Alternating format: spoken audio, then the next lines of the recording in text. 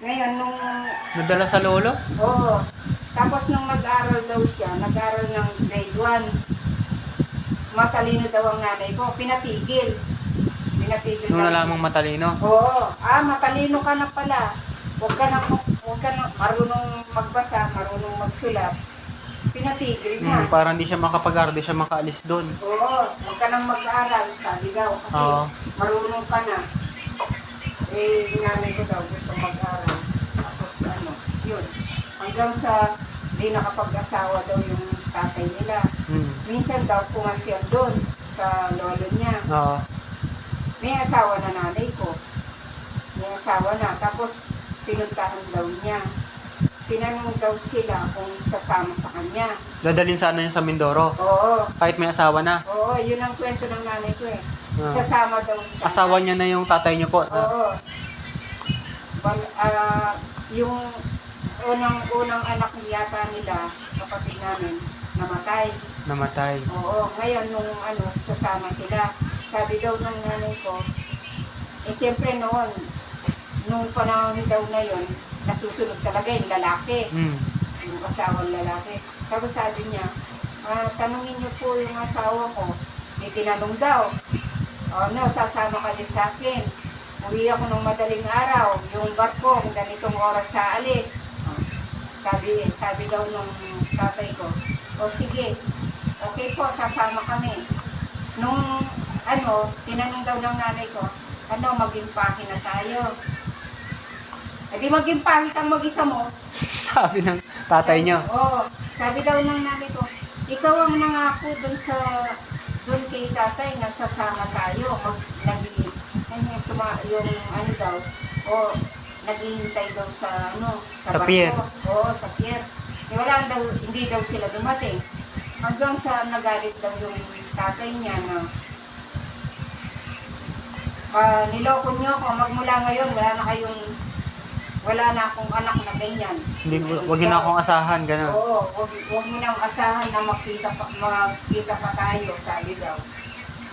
Walang nagawa nanay ko kasi naging sunod-sunduran sa kay tatay ko. Paano yung dalawa niyang kapatid din? Ay, ilan sila magkakapatid? Hindi na niya, 3. Bali, Isang 4 sila. lalaki. Isang lalaki din. Ha? Isang lalaki din. Tapos 2 babae? Dalawa silang babae. Ako naman, baliktad. 2 ate kong babae. 1 lalaki ako. 2 silang babae, tapos isa yung lalaki. Tapos nung gumawa ng sulat yung pinsan ko, pinadala sa radyo. Nabasa, kasi yung nabasa niya, parang hindi niya maintindihan yung salis. Ang basa niya, salves. Parang nalito daw yung Hindi ko alam kung sabi daw ng announcer. Hindi ko alam kung salves o salis. Tapos mga ilang lang daw, buwan, nanawagan naman yung lalaki. Yung lalaki kasing panganay. Yung tatay ng niya. Ay, yung kapatid niya, mga kapatid niya. Yung lalaki. Oo. Nanawagan naman daw, pumunta mismo sa radyo. Hinahanap daw, kasi nagkita na daw apat pala silang magkakapatid, isa lang lalaki. Ay, so Tapos nagkita-kita na daw silang 3, siya na lang ang hinahanap. Hindi nakikita. Hindi na nakita. Ngayon, ang nakarinig naman si Apong Puring mo. Siya akong puring na. Hindi niya nakuha yung, nagbigay daw ng address. Ngayon, naghanap ng ballpen. Nung siya, Nakahanap. wala na eh. Wala na nagsasalita. Oo, wala na. Tapos nang nanawagan. Hindi niya nakuha yung address. Sana yun, pagkakataon na sana na At least kahit pa paano nagkasama-sama sila ulit. Namin. Yun ang inaano namin na umaasa kami na makikita sila. Tapos nanay ko parang umaasa pa rin na makita. Tapos nung gusto niya, aalis daw siya, hahanapin yung mga kapatid niya.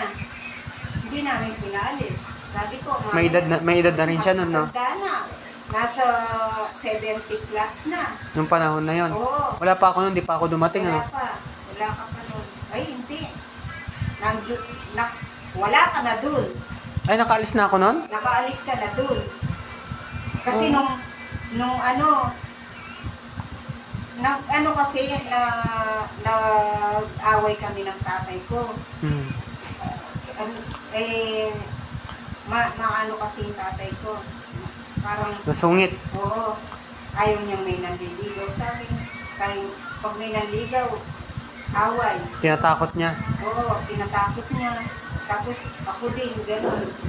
Yung ginawa ko, yung ano, sabi ko, yung parang hindi ako makatiis ng gano'n. Sabi niya. Sobrang higpit sa inyo, higpitan kayo. Sabi ng nanay ko, si ate ko rin mo nang namamasukan na dito sa Manila. So sabi niya, ihahatid kita kay ate mo. Tapos iwanan kita doon. Tapos ako, hahanapin ko. Pag nakita ko ng kapatid ko, babalikan ko kayo. Hindi kami pumayag. Kasi sabi ko, pag umalis ka, hindi namin alam. Matanda ka na, hindi namin alam kung babalik. Kasi 78 na siya. Oo. Kung gano'n ang gagawin mo, huwag mo akong yatid. Ano na lang ako, layas-layas na lang ako, bahala na kung ang gusto mo ba yun, mangyari yung nangyari sa'yo, mangyayari sa akin. Kasi hindi pa ako sanay dito sa Manila. Aalis ako. Kung ayaw mo sumama sa akin, ako, aalis ako, maglalayas na lang ako, sabi ko. Sabi niya nun. Tapos, hindi na siya umalis. Hindi na siya umalis. Huwag kang dito tayo. Doon sa, pinasok din ako ni Yapong Puringo. Doon ako nagtatrabaho nun sa Guadalupe. Oo. Nung nandun ka. Tapos, yung nandun ka na nun. Tapos, pinauwi Nung ka. dumating pala ako, kakaalis nyo lang nun. Oo. Tapos, yung ano. 1991 ano, 1992. Oo, pero dumating ka, wala na yung tatay namin, di ba? Namatay na. Namatay na. Pero, kaya nandun ang nanay ko nun, nung nandun ka eh. Nandun siya. Oo. Kilala mo pa siya, di ba? Kaya sabi ko, umuwi siya nun. Nung namatay tatay ko, hindi na siya umalis doon. Oo, nang-stay na siya doon. Oo, tapos nag-asawa. Yun nga, yung nagkaanak na sila, si Janet. Si Janet dumating na. Hindi na umalis. Hindi siya umalis. Pinanganak na si Janet. Hindi na siya. Kaya sabi ko, kung Janet, 3 years old, 2 years old pala yun noon. wala pa, Oo, hindi pa siya makatayo noon eh. hindi pa. Puro buhat pa siya. Inalagaan pa yun eh. Oo, puro buhat. Kasi, 3 years old siya, kinuha na namin eh. Oo nga. Dinala namin dito. 2 taon lang yata ako doon eh. 2 taon lang ako nagpasko doon. 2 beses lang ako nagpasko. Parang ganun 2 years old pala. Pero nakapag-aaral ka pa dun eh. Pag-aral akong grade 1. Pero di ako Kasi- nag-graduate. Pinabili ka pa nga ng gamit sa akin eh. Mm. Tapos, kaya nakilala kita, tamang-tama, umuwi kami noon. Bihira kaming umuwi noon eh. Oo, bihira. Kaya sabi ko, nakilala, kaya nung nakita ka namin sa Facebook, Mm. kilala ka na namin. Kaya sabi ko sa'yo, bakit hindi ka nakikilala ng nanay mo? Oo nga. Ng tunay mong magulang. Kasi pag natutulog ako, para akong nanaginip palagi. Naiisip mo, no? Naiisip ko. Tulad nung isang gabi. Ewan ko, kung may umiyak na matanda, sa panaginip ko lang. Baka pinapaalbularyo ko lang. Pero nanay ko kasi, tanda naman niya yung itsura ng mga Kapatid niya? Oo, alam niya. Pati pangalan. Kasi may edad na siya nung pinaghiwalay-walay sila. Ilang taon sila no? 10 years old, 7 years old? Hindi pa siya nag-aaral ng 8 years old. pinamigay siya eh. Oh, 7 years old, ganyan no? Oo. Parehas pala kami ng story. Kaya pala lagi niya akong tinitignan. Kasi hindi siya, sabi nga niya, na pinarurusahan nga daw siya ng lolo niya eh. Maraming ano nga daw doon, tubo. Tapos maraming aswang. Maraming tubo, tas mais din. Oo.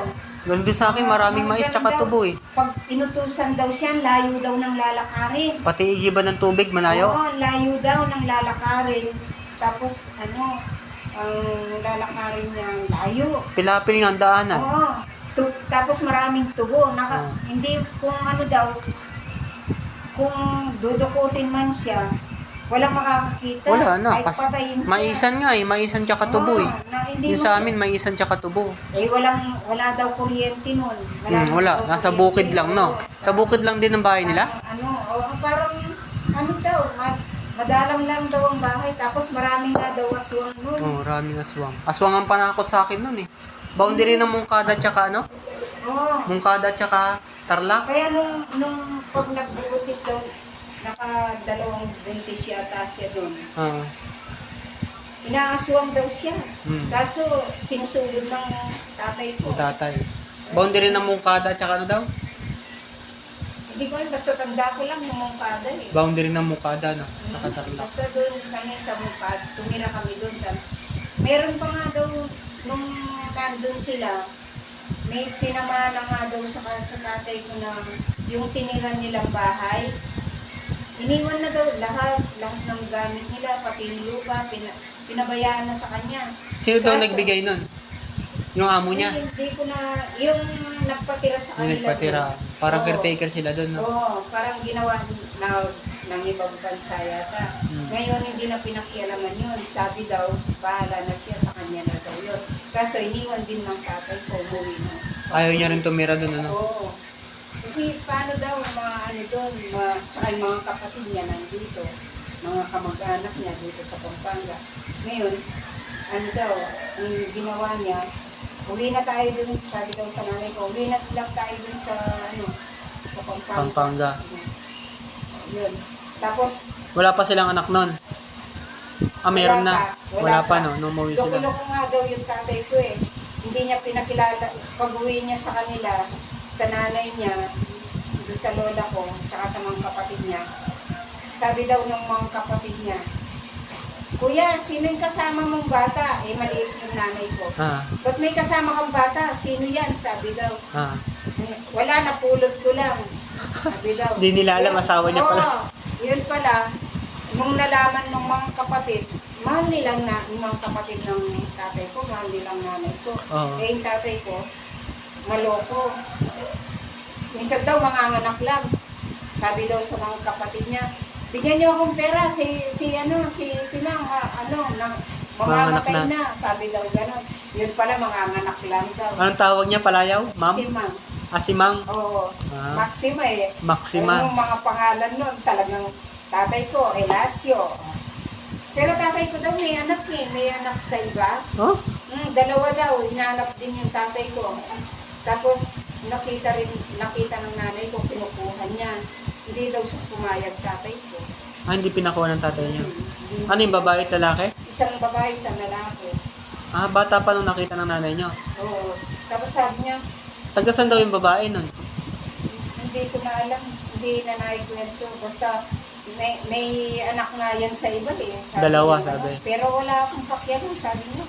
Basta ako, inano ko kayo, kinukuha ko nga yung mga bata dahil naaawa ako eh. Siya ang umayaw, sabi niya. Ba't Kasi mahirap din yung nabuntis niya? Mahirap lang din na babae. Hindi ko lang alam. Hindi maalagaan yung anak. Siguro. Hindi niya sinabi kung saan lugar po, yung babae niyo? Hindi. Hindi naman kilala ng nanay ko yung babae. Paano sila nagkita? Yung mga bata naghanap. Ay, hinanap nila. Di, may 15, 16 na rin yung mga bata nun. Oo. Hinanap nila. Malaki na daw, malalaki na. Parang matanda sa mga amin, sa mga kapatid ko. Mas ng naunang panganay. nabuntis yung mga Oo, yan, mas nauna pa yun. Ngayon sabi daw, wala nang, ba't di mo tanggapin? Hinanap ka ng mga anak mo, hindi mo tanggapin. Wala naman silang kasalanan, sabi gano'n. Pagkatapos mo silang ginawa, ngayon, pababayaan mo. Kinukuha ng nanay, ayaw. Ayaw ng tatay niya. Siyang pumayaw, sabi nga naman, kung ako lang, sabi niya. Okay lang. Kukunin ko talaga, sabi niya. Kasi nanay ko, kahit na maano yung tatay ko, kahit na ang tatay ko, magaling makisama sa iba. Maraming kaibigan, marunong, ang bait niya sa iba. Kumbaga yung ano niya. Yung pagkaibigan sa iba, no? Oo. Alam mo, pag umani ng palay yon, yung mga kaibigan niya, yung walang trabaho sa bukid, bibigyan niya yan. yung lagkitin niya, yung bigas niya ay palay niyang malagkit. 1 hektarya yon. Hmm. Kanya-kanya, pag anihan na, kanya-kanyang sako silang dala. Kaya babayaan niya lang. Oo, bibigyan niya. Marami kami halaman. Kita mo nun, siguro hindi dumating ka nun, meron pa naman. Gulay, oo. Oo, mga puno na, diba? Sawa-sawa yung mga taga roon sa amin. Bigay lang. Dun sa may pispan, puno ng, kung anong nakapanahon, mais, munggo, pakwan, nagtatanim yun doon. Tapos sa mga paligid namin, may mga mustasa, pechay, mga ganun ang taas. Kaya yung mga teacher dun sa Elementary. Oo.